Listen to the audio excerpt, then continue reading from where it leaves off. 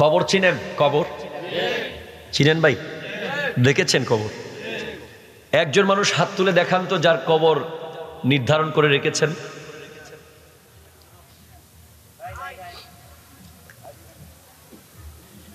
যে এই জায়গায় এটা আমার কবরের জায়গা, প্রতিদিন একবার আপনি যান, গিয়ে দেখেন this is the place of my grave, এই জায়গায় আমি ঘুমাবো।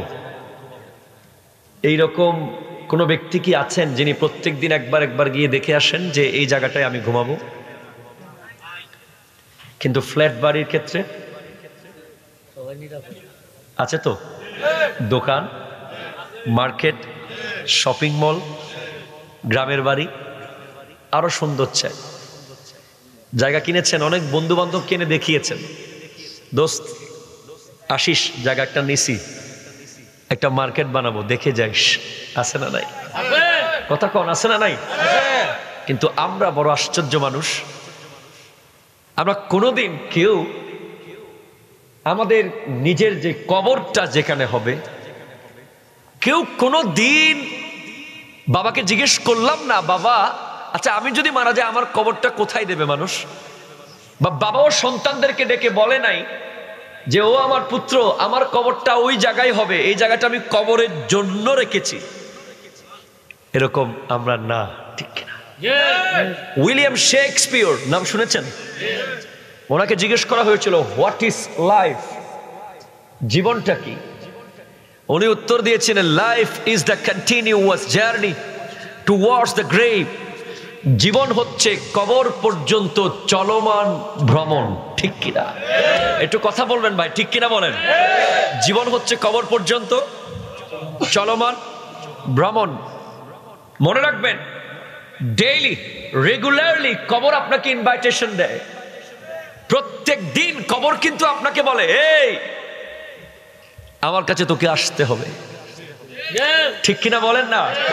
আমার কাছে তোকে আসতেই হবে, কোনো উপায় নাই না এসে। এক কবি বলেছে আমরু আলাল মাকাবেরে কুল্লাহিনিন, আমি প্রতিদিন কবরস্থানের পাশ দিয়ে যাই।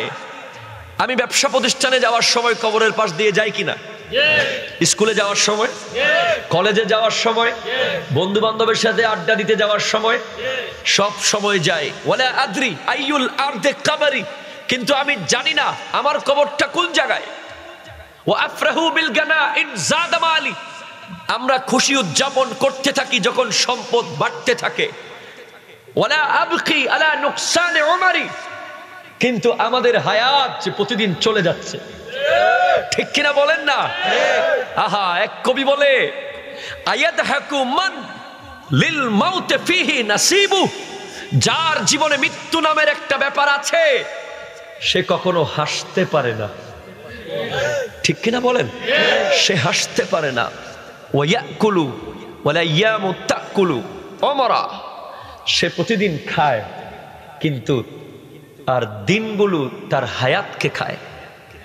সে ভাত খায়, সে বিরিয়ানি খায়, কাচ্চি খায়, গ্রিল খায়, আর হায়াত দিনগুলো তার হায়াত খায়।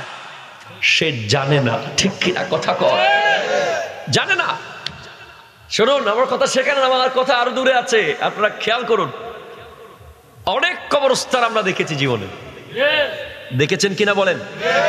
এমন এমন কবরস্থান আছে যেই কবরের সন্তান বাবাকে ঢুকিয়ে দিয়ে আর জীবনে কোনোদিন কবরের পারে আসে।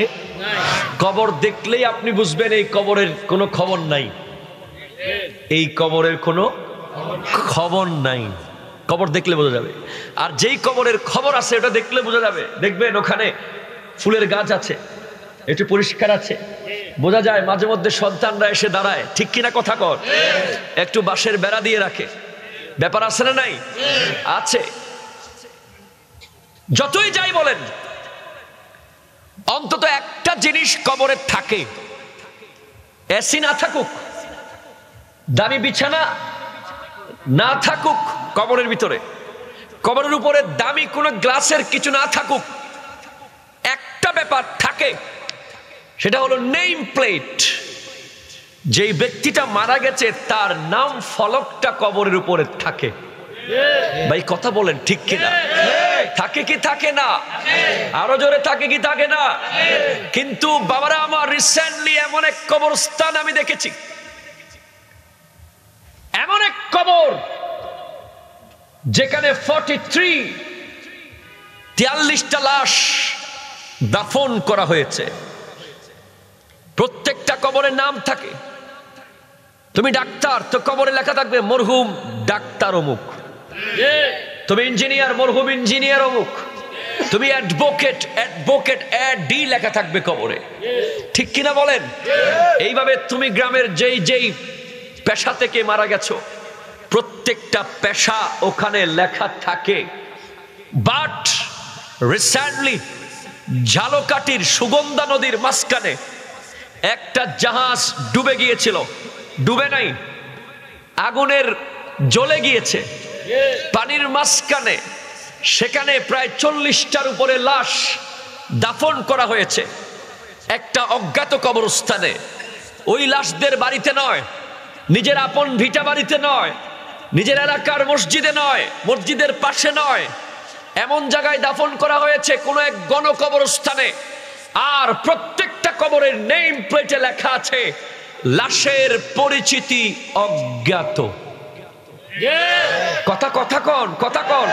কথা বলেন ঠিক কিনা? এই আধুনিক যুগে ডিএনএ টেস্ট করে পর্যন্ত একটা লাশকে আইডেন্টিফাই করা সম্ভব হয়নি। এমন ভাবে পুড়েছে, এমন ভাবে পুড়েছে, এমন ভাবে জ্বলেছে। আমি আপনাদের সামনে সেই দৃশ্যটা রাখতে চাচ্ছি ভাই। এই দৃশ্যটা একটু খেয়াল করেন তো আপনি। আজ বাদে কাল আমাকেও যেতে হবে, আপনাকেও যেতে হবে, ঠিক কিনা? এখন আপনি যাওয়ার আগে আপনাকে আল্লাহ রাব্বুল আলামিন ডাক দিচ্ছেন। ইউ আর ইনভাইটেড বাই আল্লাহ। আপনাকে আল্লাহ ইনভাইট করছেন একটা জায়গায়, কবরে যাওয়ার আগে। একটু জোরে বলেন না সুবহানাল্লাহ। ভাই কবরে যাবেন নাকি? একটু হাত তুলেন। এই সাহস কারো নাই? থাকলে একটু দেখান না ভাই। অনেক তো ক্ষমতা দেখান, আমরা তো অনেক পাওয়ার দেখাই, কিন্তু কবরে যাব না এরকম পাওয়ার দেখানোর মতো ব্যক্তি আসেনি। কোন পাওয়ার পৃথিবীতে আছে? নাই নাই নাই। আপনি কবরে যাওয়ার আগে একটা দাওয়াতে যান। একটু জোরে বলেন না ভাই। অনেক দাওয়াত তো কবুল করেন। কেউ দেয় বিয়ের দাওয়াত, ঠিক কিনা? কেউ দেয় জন্মদিনের দাওয়াত, কেউ দেয় পিকনিকের দাওয়াত, কেউ দেয় খেলার দাওয়াত, কেউ দেয় জুয়ার দাওয়াত, কেউ দেয় আড্ডার দাওয়াত, কেউ দেয় টিকটকের দাওয়াত, কেউ দেয় লাইকির দাওয়াত, কেউ দেয় ফ্রি ফায়ার, লুডু, পাবজির দাওয়াত। কথা কন ঠিক কিনা? এই আরো জোরে বলেন ঠিক কিনা বলেন। কিন্তু একটা দাওয়াতের কথা তোমাদেরকে বলে যাব আজ, শুনে যাও আমার যুবক ভাইয়েরা। This lecture is only for you, তোমাদের জন্য। আমার আল্লাহ বলতে লাগলেন, ওয়াল্লাহু ইয়াদউ ইলাল জান্নাতি ওয়াল মাগফিরা। আল্লাহ তোমাকে ডাকছে, দাওয়াত দিচ্ছে জান্নাতের আর ক্ষমার। সুবহানাল্লাহ। একটু জোরে বলেন ভাই সুবহানাল্লাহ। রব্বুল আলামিন দাওয়াত দিচ্ছেন জান্নাতের, সাথে সাথে দাওয়াত দিচ্ছেন ক্ষমার। দুইটা দাওয়াত আল্লাহ দিয়েছেন। প্রথম দাওয়াত হলো ওয়াল্লাহু ইয়াদউ ইলাল জান্নাতি ওয়াল মাগফিরা। নিশ্চয়ই আল্লাহ যাকে জান্নাত দেবেন তাকে ক্ষমা করে দেবেন। ঠিক কিনা কথা বলেন না? এখন আসেন এই মাস জুমাদাস সানি। জুমাদাস কি বলেন? জুমাদাস। আমাদের অনেক মুসলমান ভাইয়েরা জানে না আরবি মাসগুলো, জেনে নিয়েন। জুমাদাস সানির 22 তারিখ হলো সিদ্দিকে আকবর রাদিয়াল্লাহু তাআলা আনহুর ওফাত দিবস। যিনি হলেন আফজালুল বাশার বাদাল আম্বিয়া, আফজালুন নাস বাদাল আম্বিয়া। সেহেতু আমি ওনার থেকেই হাদিসটা কোট করছি। কিতাবের নাম হলো আল মুনাব্বিহাত। সুবহানাল্লাহ বলেন সুবহানাল্লাহ। কিতাবের নাম কি? আল মুনাব্বিহাত। লেখকের নাম আল্লামা ইবনে হাজার আসকালানি রাহমাতুল্লাহি আলাইহি, যিনি শারহে বুখারী, বুখারীর ব্যাখ্যা গ্রন্থ যিনি লিখেছেন, উনি ওনার আল মুনাব্বিহাত কিতাবের মধ্যে একটি হাদিস আনতেছেন। আমার যুবক ভাইয়েরা একটু মন দিয়ে খেয়াল করুন হাদিস কানা। ক্বালা বলুন, ক্বালা সবাই বলুন ক্বালা আবু বকরিন সিদ্দিক রাদিয়াল্লাহু তাআলা। হযরতে সিদ্দিক আকবর রাদিয়াল্লাহু তাআলা আন বর্ণনা দিচ্ছেন। ও আমার যুবক ভাই, খেয়াল করুন, সিদ্দিক আকবর বলছেন, ইন্না ইবলিসা কাইমুন আমামাক, নিশ্চয় ইবলিস শয়তান তোমার সামনে। কোথায় কোথায় কোথায়? একটু জোরে বলেন না, কই? ইবলিস তোমার সামনে দাঁড়িয়ে আছে। ইবলিসকে চিনো তো? শয়তানকে চিনেন তো? যে আপনাকে 24 ঘন্টা ডিস্টার্ব করে। কোন কোন ডিস্টার্ব আমি বলবো। সিদ্দিক আকবর রাদিয়াল্লাহু তাআলা বলতে লাগলেন, ইন্না ইবলিসা কাইমুন আমামাক, ইবলিস তোমার সামনে দাঁড়িয়ে আছে। ওয়ান নাফসু আন ইয়ামিনিক, আন ইয়ামিনিক, নফস, নফস মানে হলো যেটা তোমাকে সব সময় ডিস্টার্ব করে, খারাপ নফস, চাহিদা যেটা তোমাকে জ্বালায়, নফসে আম্মারা যেটা তোমাকে দুনিয়ার সুদের দিকে নিয়ে যায়, ঘুষের দিকে নিয়ে যায়, হিংসার দিকে নিয়ে যায়, লোভের দিকে নিয়ে যায়। ওই নফস তোমার ডানে। নফস কোথায়? একটু বলেন না কোথায়? এরপরে বলেন ওয়াল হাওয়া, এরপরে বলতে লাগলেন ওয়াল হাওয়া আন ইয়াসিরিকা, তোমার হাওয়া মানে লালসা, কামনা, বাসনা, এটা আছে তোমার বামে। ওয়াদ দুনিয়া, দুনিয়া আছে আন খালফাক, তোমার পেছনে তোমার দুনিয়া। এরপরে বলেন ওয়াল আদাউ আন হাউলিক, তোমার শরীরের অঙ্গ প্রত্যঙ্গ তোমার চারিদিকে। ওয়াল জাব্বারু ফাওকাক, রব্বুল আলামিন নিজের স্পেশাল ক্ষমতায় তোমার উপরে। সুবহানাল্লাহ। একটু জোরে বলেন সুবহানাল্লাহ। মোট কয়টা? 6টা। আর জোরে বলেন কয়টা? তিনি বলছেন, 1 নম্বর, শয়তান দাঁড়িয়ে আছে তোমার সামনে, নফস দাঁড়িয়ে আছে তোমার ডানে, হাওয়া দাঁড়িয়ে আছে বামে, দুনিয়া তোমার পেছনে, শরীরের অঙ্গ প্রত্যঙ্গ তোমার চারপাশে, আর রব্বুল আলামিন সবখানে আছে, তবে এইখানে বলা হয়েছে উপরে। সুবহানাল্লাহ। একটু জোরে বলেন না সুবহানাল্লাহ। এবার তিনি বলতে লাগলেন, ভাই কষ্ট হচ্ছে আপনাদের? সিদ্দিক আকবর রাদিয়াল্লাহু তাআলা আনহু ইরশাদ করতে লাগলেন, এই 6 জন তোমাকে 6টা ইনভাইটেশন দিচ্ছে, 6 জন তোমাকে 6টা দাওয়াত দিচ্ছে। কয়টা দাওয়াত? কয়জনে? 6 জনে। এবার তিনি বলতে ফাল ইবলিসু লানাতুল্লাহি ইয়াদউকা ইলা তারকিদ্দিন, ইবলিস লানাতুল্লাহ তোমাকে ডাকছে দিন তরক করার জন্য। দিন, ধর্ম, ইসলাম, নামাজ, রোজা, হজ, যাকাত, ভালো কাজ, মা বাবার সেবা, এই প্রত্যেকটা বিষয় যেন তুমি তরক করো, এগুলো ছেড়ে দাও। এই দাওয়াত দিচ্ছে শয়তান। ঠিক কিনা কথা কও? এই দাওয়াত দিচ্ছে কে? শয়তান। তুমি চাচ্ছ নামাজ পড়তে যাবে, কোথায় যাবে? তুমি চাচ্ছ নামাজে যাবে মসজিদে, শয়তান তোমাকে ডাক দিয়ে বলে যাসনে, যাসনে, একটু পরে যা। ঠিক কিনা? বলে কি বলে না? বলেন না। তুমি সিগারেট খাও না, তোমার সিগারেট খেতে মন চায় না, কিন্তু শয়তান তোমার এক বন্ধুর উপর সাওয়ার হয়ে গেছে, সে তোমাকে ডেকে বলছে, ও দোস্ত একবার টান দে। ঠিক কিনা কথা কর না? একটা টান দে, একটা টান দিলে কি আর হবে? কিচ্ছু হবে না, একটা দে। এই একটা দিয়ে আয়া তুমি একটা যখন দিলা, তুমি বলতেছো না কিছুই তো হয় না, আরেকটা দি। এরকম করতে করতে তোমাকে সিগারেটের দিকে নিয়ে যায় ওই শয়তান। ঠিক কিনা কথা বলেন? এরপরে শয়তান তোমার সাথে কম্পিটিশন করায়। তোমার বন্ধু আইফোন 12 কিনে, শয়তান বলে তুই 13 কিন। ঠিক কিনা বলেন না? তোমার বন্ধু পালসার কিনে, শয়তান তোমাকে বলে তুই R15 কিন। ঠিক কিনা কথা কন? তোমার আছে লোট্টো ব্র্যান্ডের জুতা, শয়তান তোমার বন্ধুকে উস্কায়, লাগায়, তোর বন্ধুর জুতা তো অনেক দামি ব্র্যান্ডের, তুই আরো দামি কিন। 24 ঘন্টা এই ধরনের ডিস্টার্ব করে কি করে না? কথা জোরে বলেন, করে কি করে না? শয়তান তোমার সামনে দাঁড়ানো। ও আমার যুবক ভাইয়েরা, শয়তান তোমার সামনে দাঁড়ানো আছে। কোথায় আছে? সামনে।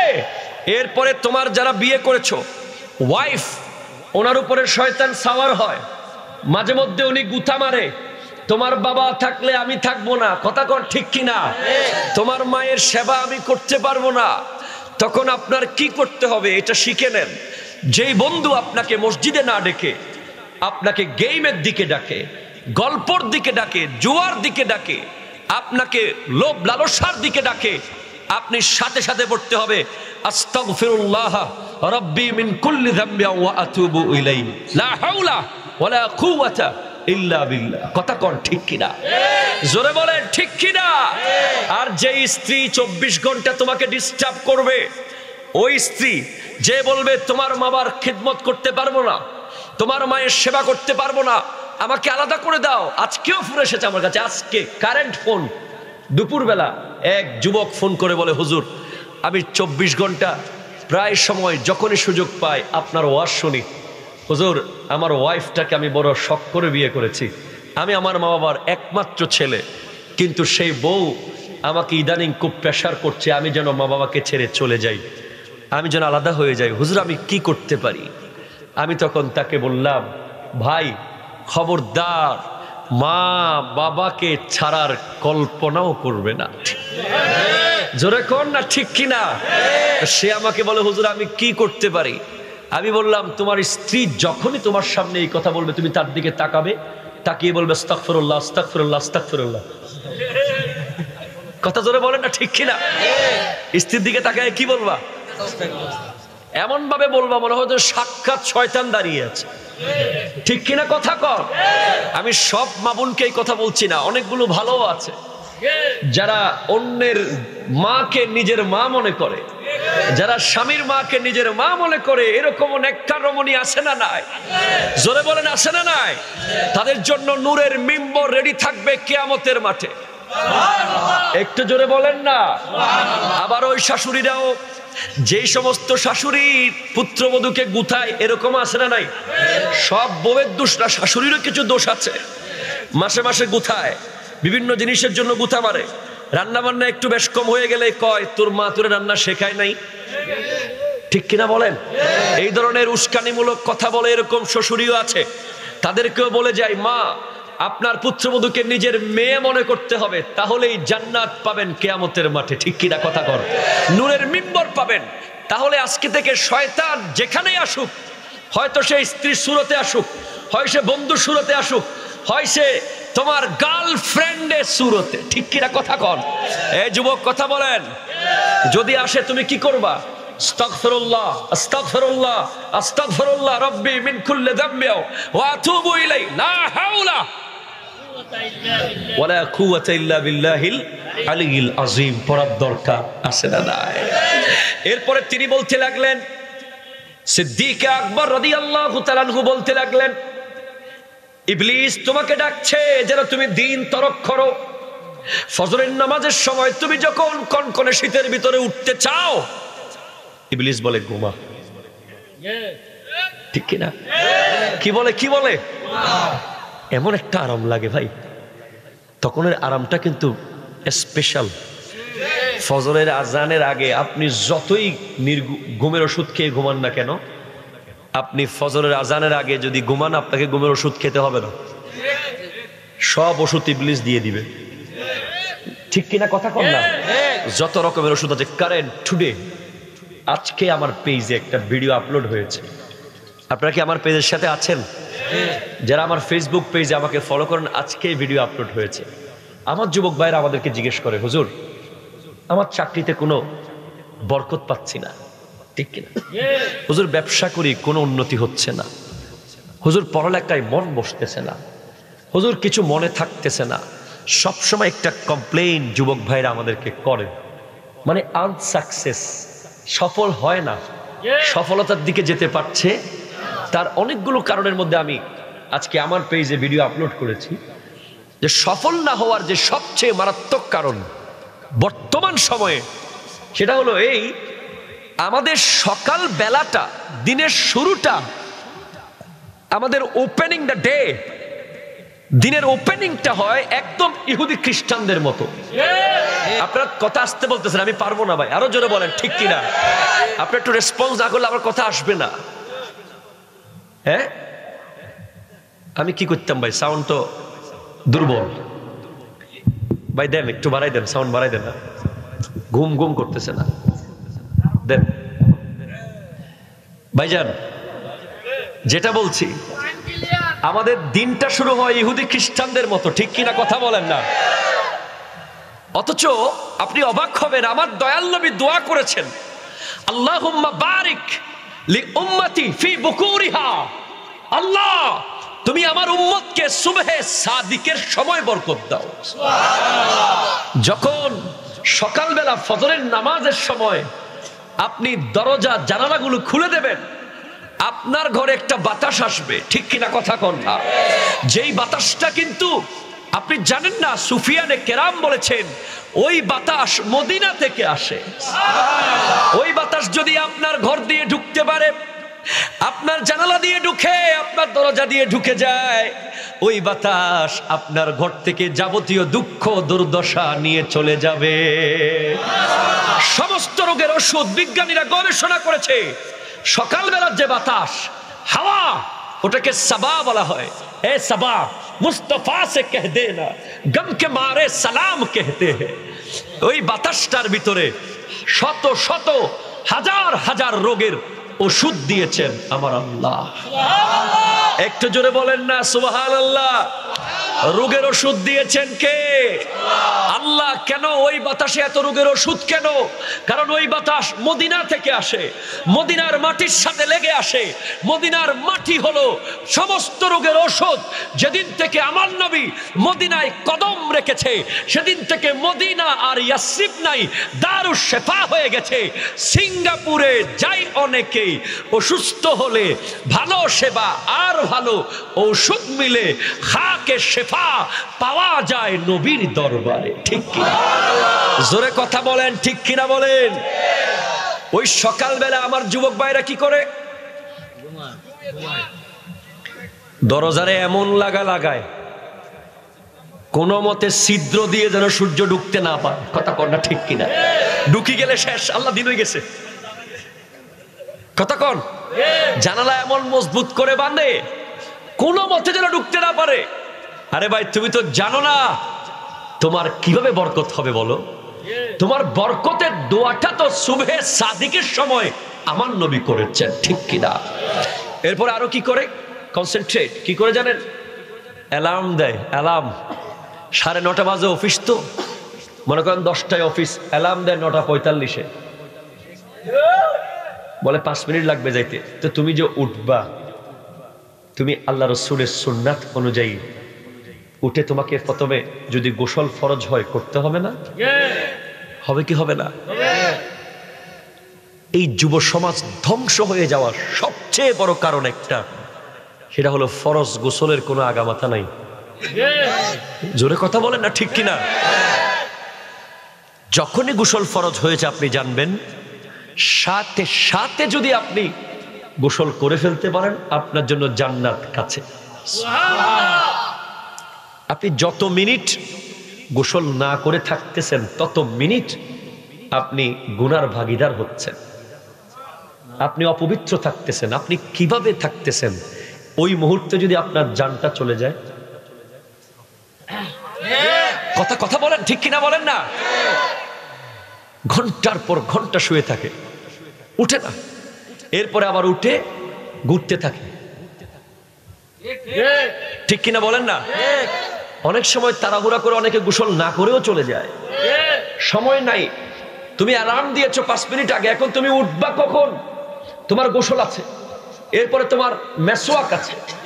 ঘুম থেকে ওঠার দোয়া তো নাই জীবনে, কেউ পড়েও নাই। কেউ পড়ছেনি? হ্যাঁ বলেন, দোয়াটা বলেন।